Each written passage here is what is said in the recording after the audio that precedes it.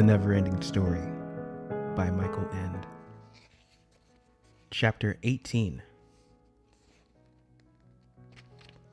The Acharies.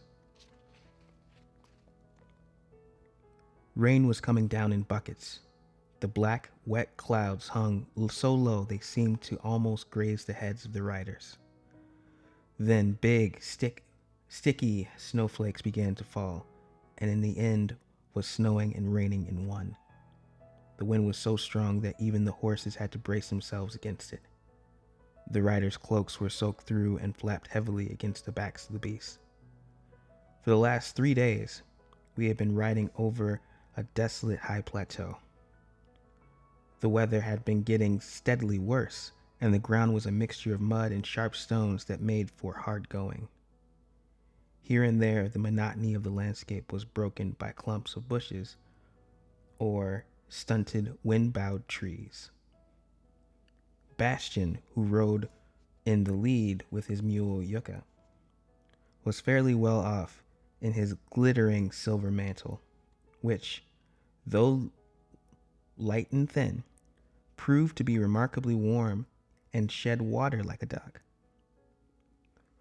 The low-slung body of Hicorion the Strong almost vanished in the thick blue woolen coat. The delicately built Hisbold had pulled his gray woolen hood over his red hair, and Hydorn's gray canvas cloak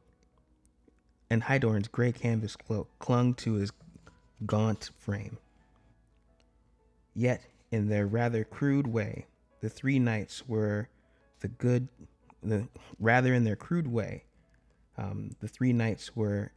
cheer. They hadn't expected their adventure with Bastian to be a great Sunday stroll. Now and then, they were with more spirit than art. They sang into the storm, sometimes singingly and sometimes in chorus. Their favorite song seemed to be one that began with the words, "When that I was a little tiny boy, with the hey, ho, the winds, and the rain." As they explained, this had been sung by a human who had visited Fantastica long years before, the name of Shepard, or something of that sort. Only one in the group who didn't seem to mind the cold and the rain was Atreyu. On Falcor's back, he rode high above the clouds, flying far ahead to reconnoiter and rejoin the company from time to time to report on what they had seen. They all, even the Luck Dragon, believed that they were looking for the road that would take Bastian back to his world. Bastian thought so too. He himself didn't realize that he had agreed to Atreyu's suggestion only to oblige his friend that wasn't really what he really wanted. But the geography of Fantastica is determined by wishes, which may or may not be conscious, and since it was Bastian who led the way, they were actually going deeper and deeper into Fantastica, heading for an ivory tower at its very center. What the conquest for him would be, he would learn much later. For present, neither he nor his companions had any idea where they were going. Bastian's thoughts were busy with a different problem. On the second day of their journey in the forest surrounding the Lake of Tears, he had seen unmistakable traces of dragon Schmerg. Some of the trees had been turned into stone, no doubt, by contact with the monster's ice-cold fire, and the prints of the giant grasshopper's feet were clearly discernible. Atreyu, who was skilled in woodcraft, had seen other tracks as well, those of the hero Heinrich's horse, which meant Heinrich was close on the dragon's heels. "That doesn't really thrill me," said Falcor, rolling his ruby red eyes. Monster or not, this Smurg is a relative of mine, a distant one, to be sure, but a relative all the same. He was only half in jest. They had not followed Hero Heinrich's track, but had taken a different direction. Since their supposed aim was to find Bastion's way home. And now Bastion was asking himself, had it really been such a good idea to invent a dragon for Hero Heinrich? True, Heinrich had needed a chance to show his mettle, but was it certain that he would win? What if Smurg killed him? And what about Princess Oglimar? Yes, of course, she had been haughty, but was that a reason for her getting into such a fix? And on top of that, how was he to know what further damage Schmerg might do in Fantastica? Without stopping to think, Bastion had created an unpredictable menace. It would be there long after he was gone and quite possibly kill or maim any number of innocents. As he knew, Moonchild grew no distinction between good and evil, beauty and ugly. To her mind, all creatures in Fantastic were equally important and worthy of consideration. But had he, Bastion, the right to the same attitude? And above all, did he wish to? No, Bastion said to himself. He had no wish to go down in history in Fantastica as the creator of monsters and horrors. How much finer it would be to become famous for his unselfish goodness, to be the shining model for it all, to be revered as a good human or a great benefactor. Yes, that's what he wanted. The country became mountainous, and Atreyu, returning from a reconnaissance flight, reported that a few miles ahead he had sighted a glen. Which seemed to offer shelter from the wind. In fact, his eyes had not deceived him. There were several caves around about where they could take refuge from the rain and snow. It was already late afternoon, high time to find a suitable quarters for the night. So the others were delighted at Atreyu's news that spurred their mounts on. They were making their way through a valley, possibly a dried out riverbed, enclosed in mountains which grew higher as the travelers advanced. Some 2 hours later, they reached the glen, and true enough, there were several caves and surrounding cliffs. They could choose the largest and make themselves comfortable as they could. The three knights gathered brushwood and branches that had been blown down by the storm, and soon they had a splendid fire going in the cave. The wet cloaks were spread out to dry, the beasts were brought in and unsaddled, and even Falcor, who ordinarily preferred to spend the night in the open, was curled up in the back of the cave. All in all, it wasn't such a bad place to be in. While Hydorn, the Enduring, tried to roast a big chunk of meat over the fire, the others watched him eagerly. Atreyu turned to Bastion and said, "Tell us some more about Chris Ta." "About what?" Your friend, Chris Ta. The little girl you told stories to?" "I don't know what any little girl by that name," said Bastion. "And what makes you think I told her stories?" Once again, Atreyu had a thoughtful look. "Back in your world," he said, "you used to tell a lot of stories, some to her and some to yourself." "How do you know that, Atreyu?" "You said so yourself in the Margaranth. And you also said that people made fun of you for it." Bastion stared into the fire. "That's true," he muttered. "I did say that. I don't know why. I can't remember." It all seemed very strange. Atreyu exchanged glances with Falcor and nodded gravely, as though something one of them had said had now been proven true. But he did say nothing more. Evidently, he didn't wish to discuss such matters in front of the three knights. The meat's done, Hydorn announced. He cut a chunk off for each one, and they began to eat it. Done was a gross exaggeration. The meat was charred on the outside and raw on the inside. Under the circumstances, there was no point in being picky and choosy. For a while, they were all busy chewing. Then Atreyu said to Bastian, "Tell us how you came to Fantastica." "You know about all that," said Bastian. "You brought me to the childlike empress." "I mean before that," said Atreyu. "In your world.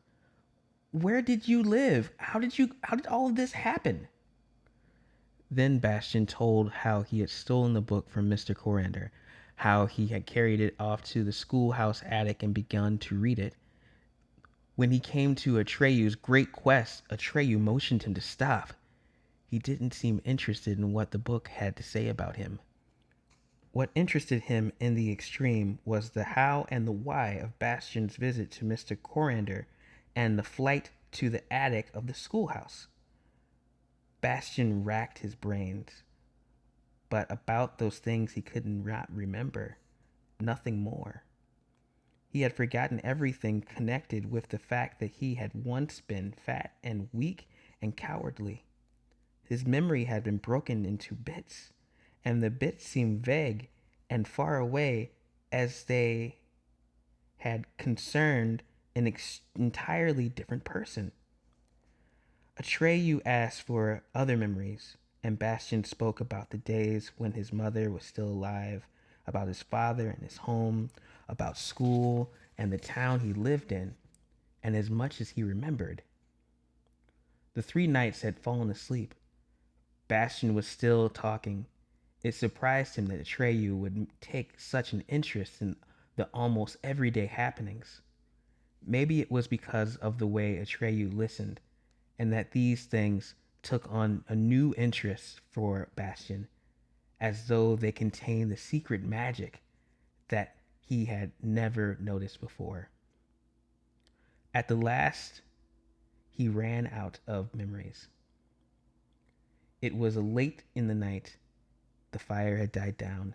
The three knights were snoring softly. Atreyu sat there with inscrutable look, as though deep in thought.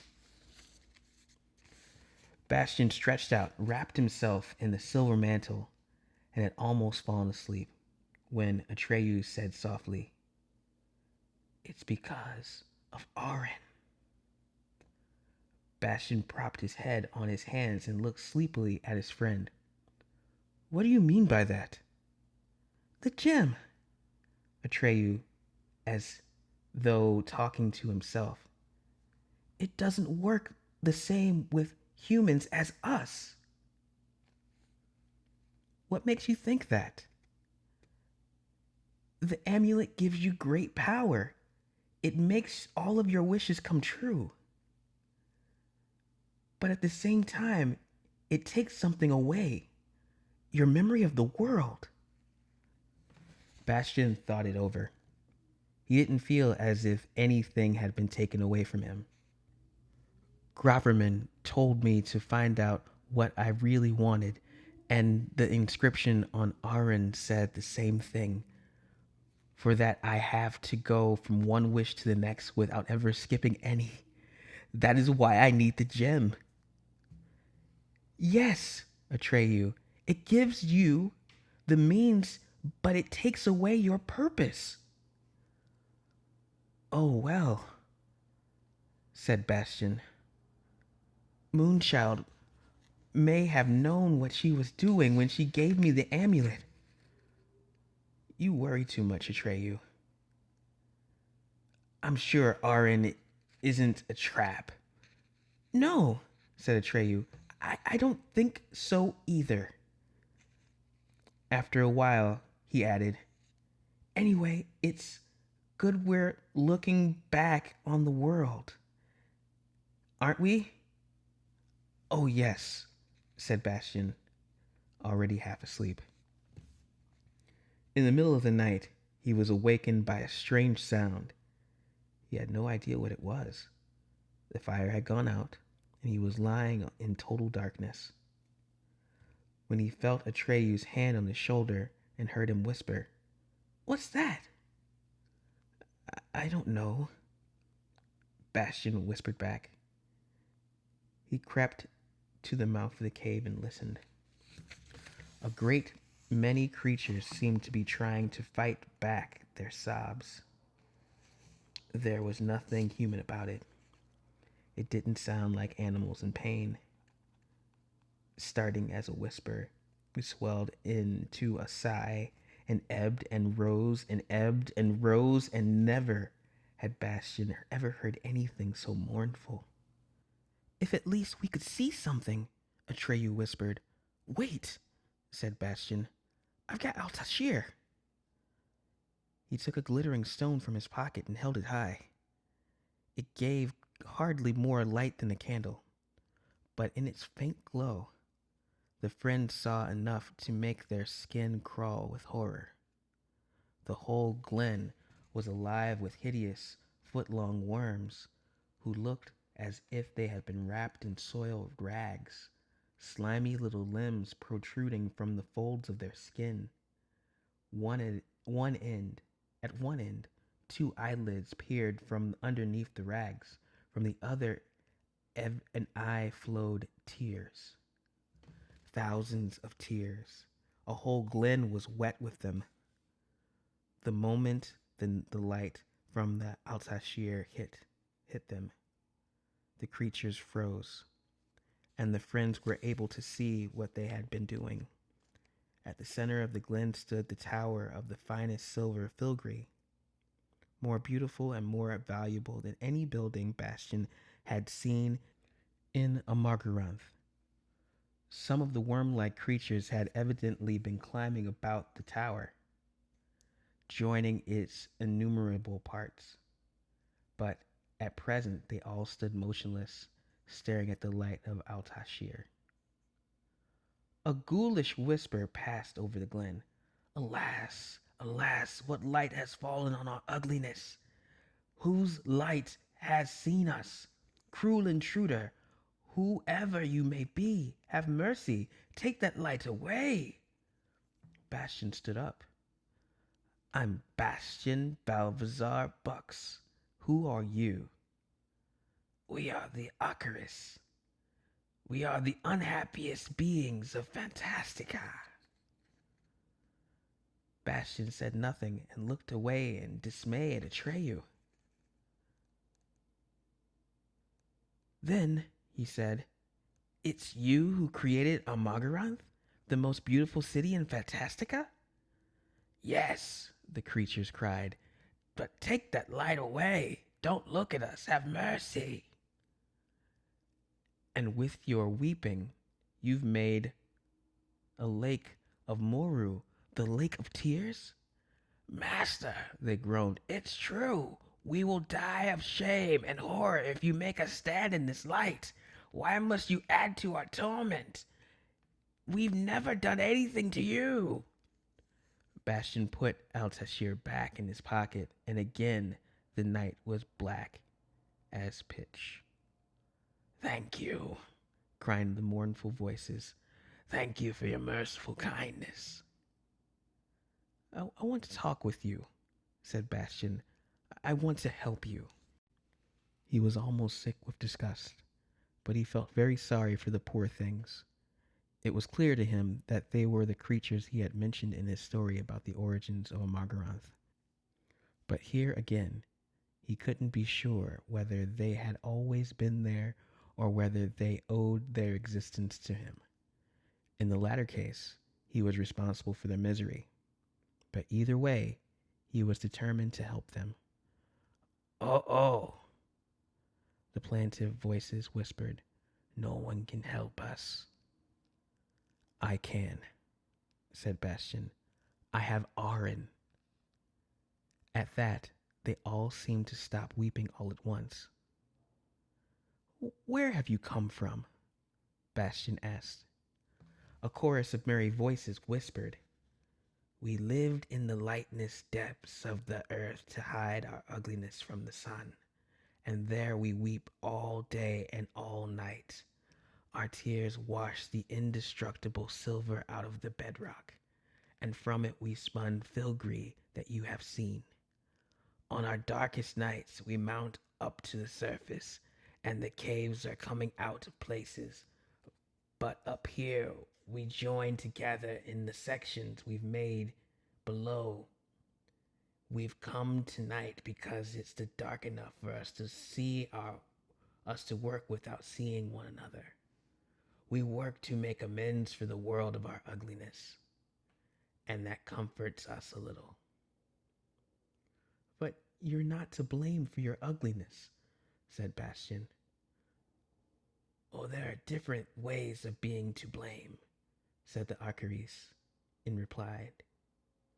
In what you do, in what you think, we're to blame for just living. How can I help you? Bastian asked. He felt sorry for them, that he couldn't hardly hold back his own tears. Oh, great benefactor, Archerice cried. You've got Arin. With Arin, you can save us. We can only. We have only one thing to ask of you. Give us different bodies. Don't worry, said Bastian. I will. Here's my wish, that you shall fall asleep, that when you wake up, you shall crawl out of your skin and turn into brightly colored butterflies, that you shall be light-hearted and happy, and that the beginning tomorrow you shall no longer be Archerice, the everlasting weepers, but Shalamoufs, the everlasting laughters. Bastian awaited their answer, but no sound came from the darkness. They've fallen asleep, Atreyu whispered. The two friends went back down into the cave. Hisbald and Hydron and Hikaron were snoring gently. They had slept through the whole incident. Bastian lay down. He was extremely pleased with himself.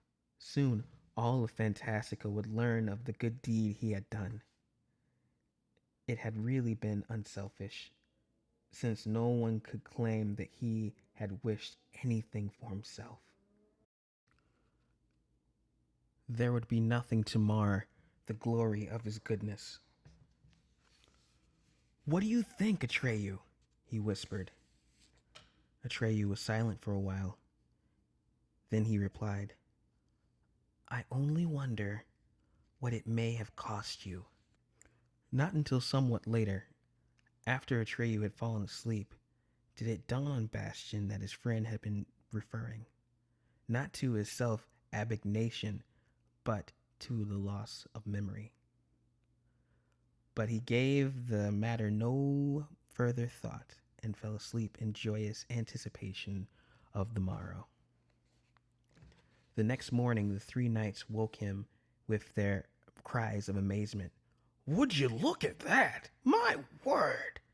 Even my old mare was giggling. They were standing in the mouth of the cave, and Atreyu was with them, but Atreyu wasn't laughing. Bastian got up and went out. The whole glen was crawling and flittering and tumbling with the most comical little creatures he had ever seen. They had all brightly colored butterfly wings on their back and were wearing the weirdest outfits, some checkered, some striped, some ringed, some dotted. All of their clothes had looked either too loose or too tight, too big or too small. They were pierced together, either ever which way. Nothing was right here. And there were patches all over, even on the wings. No two of these creatures were alike. They had faces like clowns, splotched with every imaginable color, little round noses, absurdly long ones, enormous rubbery mouths, Some of them wore hats, others peaked caps. Some had only three red tufts of fur. Others had bald, shiny heads. Some were sitting or hopping about on delicate filigree tower or dangling from it, doing gymnastics, and other general doing their best to wreck it. Bastion ran out to them. Hey, you guys, he shouted. Cut that out. You can't do that. The creature stopped and looked down at him. One at the very top of the tower asked, What did he say? And one from further down replied, The whatchamacallit said we can't do this. Why does he say that we can't do this? Asked the third. Because you can't, Bastion screamed. You just can't smash everything up. The whatchamacallit says we can't smash everything up. The first butterfly clown informed the others. We can too, said another, tearing a big chunk out of the tower. Hopping about like a lunatic, the first called down to Bastion. We can too. The tower swayed and creaked, and alarmingly, Hey, what are you doing? Bastion shouted. He was angry. He was frightened, but at the same time he had all he could to do to keep from laughing. The first butterfly clown turned to his companions. The whatchamacallit wants to know what are we doing? What are we doing? What are we doing? Asked another. We're having fun, said a third. But the tower will collapse if you don't stop, Bastion screamed. The whatchamacallit, the first clown informed to the others, said the tower will collapse if we don't stop. So what? And the first called down, So what? Bastion was speechless, and before he could find a suitable answer, the butterfly clowns on the tower began to do a sort of aerial round dance.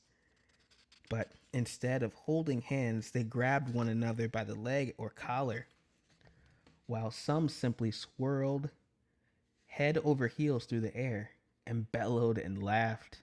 The act that the winged creatures were putting on was so light-hearted and comical that Bastion gave up trying to hold back his laughter.